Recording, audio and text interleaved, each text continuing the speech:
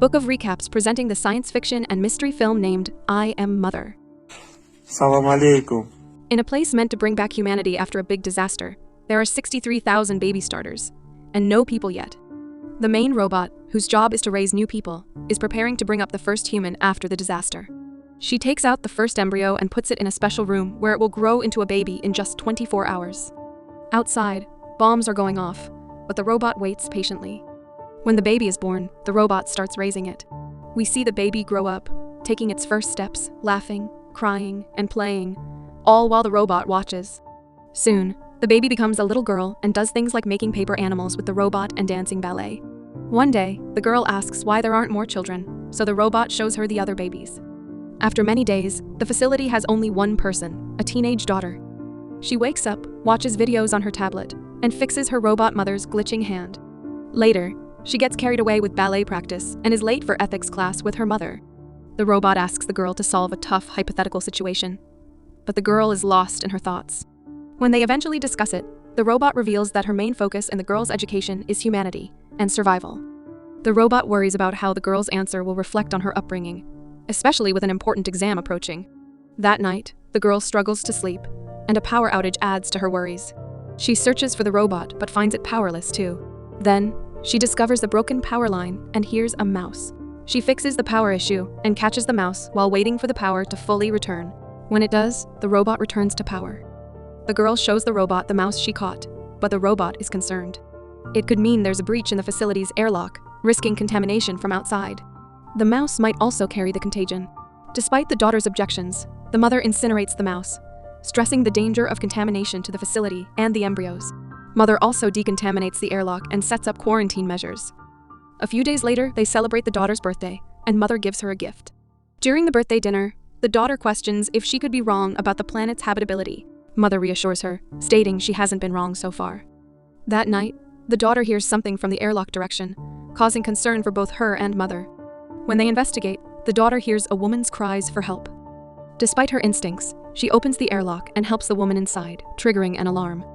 Mother scolds her and decides to give her an impromptu exam as punishment. In the next scene, they are in a classroom and mother administers the exam to the daughter, giving her an hour to complete it while she attends to other tasks. As soon as mother leaves, the daughter returns to the airlock and finds the woman unconscious. She searches through her bag, discovers a gun, and hides it. When the woman wakes up, the daughter promises to provide her with medicine but insists they can't stay there. The woman, seeing the water, tries to remove her mask, claiming she's been lied to about the contagion. The daughter hides her in another part of the facility before mother returns to the airlock. While gathering medicine from the infirmary, the daughter accidentally cuts herself on a broken bottle. Hearing mother nearby, she rushes back. The woman witnesses mother burning the mask in the incinerator and panics, searching for her gun. When the daughter returns, the woman confronts her and demands her medicine. Mother notices the daughter isn't taking her exam and searches for her. The woman hears mother approaching, grabs the gun, and takes the daughter hostage. Mother enters the room, and the woman shoots her, but mother quickly incapacitates her. The daughter pleads for the woman's life, admitting she's injured and needs help. Mother agrees to help the woman, but confronts the daughter for lying. They take the woman to the infirmary, where mother interrogates her while treating her, keeping the daughter outside. The woman refuses the penicillin for her wound while mother tries to talk to her. She claims the contagion story was a necessary lie to protect the daughter from certain dangers. Mother insists her main goal is to care for humanity, but if the woman refuses treatment, there's little she can do. The daughter leaves the infirmary, with the woman following and asking about their conversation. Mother puts the gun away and explains her perspective on the droids. She clarifies why she needed to lie to protect her daughter from the outside dangers. She explains that her rules are different from those of the droids outside. The daughter struggles to understand, but still trusts mother, who warns her that if the woman had shot a bit differently, she could have damaged her CPU. As mother tends to the daughter's hand wound, she tries to reassure her. The daughter asks if the woman mentioned other survivors they could help if she cooperates. She believes the woman might listen to her more than to mother. Later, she finds a book with portraits among the woman's belongings. Daughter flips through the portrait book and finds one particularly interesting. She goes to the infirmary to talk to the woman and asks her about the people. The woman's suspicion of mother is evident in her conversation with the daughter too. She believes that mother manipulated the daughter into questioning her and going through her belongings, which is actually true. However, the daughter was merely curious about the woman and wasn't intentionally manipulated. Despite the woman's negative portrayal of the droids, the daughter defends mother. After the conversation with the woman, daughter finds mother repairing herself. She apologizes to her for letting the woman in without considering the consequences. As always, Mom is understanding and lets her ask all the questions about how she's similar to the other robots. Daughter's questions feel like hits, but Mom still avoids them and learns a few things from daughter too. Finally, daughter tells Mom that the lady is getting sicker. They both go to see her, and Mom says she waited too long to take the medicine, so now she needs surgery, or else her infection will get worse. The lady doesn't want Mom to help her, so daughter volunteers to do the surgery instead. Later, daughter checks the wound and tells Mom where the bullet is in the lady's body. She thinks drilling is the best way to get it out, but the lady refuses anesthesia, which would make it very painful. Daughter then comforts her and tells her she's her daughter. The lady can barely handle daughter cleaning her wound. She turns away as daughter uses the drill, calmly removing the bullet. Afterward, she gets sick. Daughter waits for the lady to wake up because she fainted from the pain. When she does, daughter explains that her fear is just saline solution, which comforts her a bit. She gives the lady some food, and the lady thanks her for helping. They keep talking and getting closer, while Mom watches from a distance. The next day, daughter stays in the infirmary with the lady. The lady looks at some pictures, and daughter sees a chance to offer shelter to survivors if the lady tells them where they are. She trusts the girl but not the robot, and she asks daughter to keep it all a secret.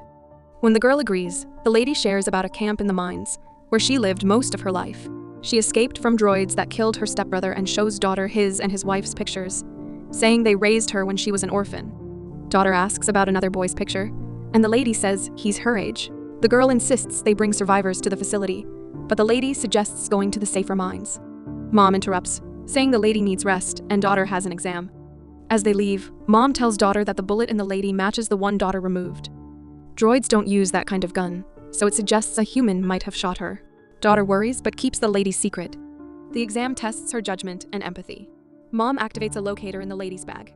After completing the exam, Mom tells daughter her results are excellent. As a reward, she lets daughter pick an embryo to have a sibling. Daughter chooses a male embryo and puts it in the growing chamber. They share a nice moment. The lady makes a weapon when daughter confronts her later. She makes daughter doubt Mom's story about the bullet, so she checks the bullets and finds different sizes, proving Mom lied. In a storage room, daughter finds documents for embryo number 2. She realizes she was the third child, labeled a failure, but she looks like the girl in the photo. She finds a human jawbone in the incinerator, labeled as aborted. This shatters daughter's world, and she admits the truth to the lady. The lady comforts her, saying her feelings are human, unlike Mom's lack of emotions toward her. This makes daughter ask how long it would take to reach the mines, because she's decided to go with the lady. She wants to wait for her brother to fully develop so she can take him too. She's not only worried about leaving him with Mom, but also with others. The lady says they can leave and seek help from the people in the mines, but daughter insists on taking her brother. They plan to return for the others later. The next day, daughter packs for their journey, but Mom catches her. She lies, saying she wants to spend time with her brother. Mom takes her to the kitchen to teach her how to feed him. Daughter feels anxious near Mom, who reassures her she'll be a great sister. Then Mom locks her in, knowing her plan. Mom confronts the lady, while daughter tries to escape the kitchen. She freezes and breaks the glass to get out. Mom plays a recording of the lady's conversation with daughter, revealing she knows their plan. Mom doesn't want daughter to suffer like the lady and blocks her escape. The lady attacks Mom, buying time for daughter. Daughter triggers the fire alarm, distracting Mom, and the lady escapes, finding daughter. They reach the airlock, but Mom finds them. The lady takes daughter hostage, forcing Mom to open the door. Mom lets them go, and they escape the facility together. Suddenly, daughter faces the harsh realities of life outside and attacks the lady. She calms down and tells daughter they need to find cover. As they move, droids track them down, but they hide in a cornfield to evade them. Daughter asks about the cornfield, and the lady explains it appeared with other droids 6 months ago, improving the air quality. After a long journey, they reach a beach with a huge shipwreck and cargo containers. It's daughter's first time seeing the ocean. She learns the lady lives in one of the containers with her dog. The lady left the mines because people there turned cruel during famine. She believes they're beyond saving. Daughter feels guilty for leaving her brother and is saddened by the lady's tough life outside. Despite the lady's pleas, daughter leaves her and returns to the facility alone. At the facility, droids point weapons at daughter, but she demands to see mother. They let her pass, and she disables the door to keep the droids out. Armed with an axe, she searches for mother. She hears her brother crying, and mother tells her she's glad she's safe. Seeing mother and her brother, daughter decides she wants to be closer to them. Mother urges her to come closer, but leave the axe behind.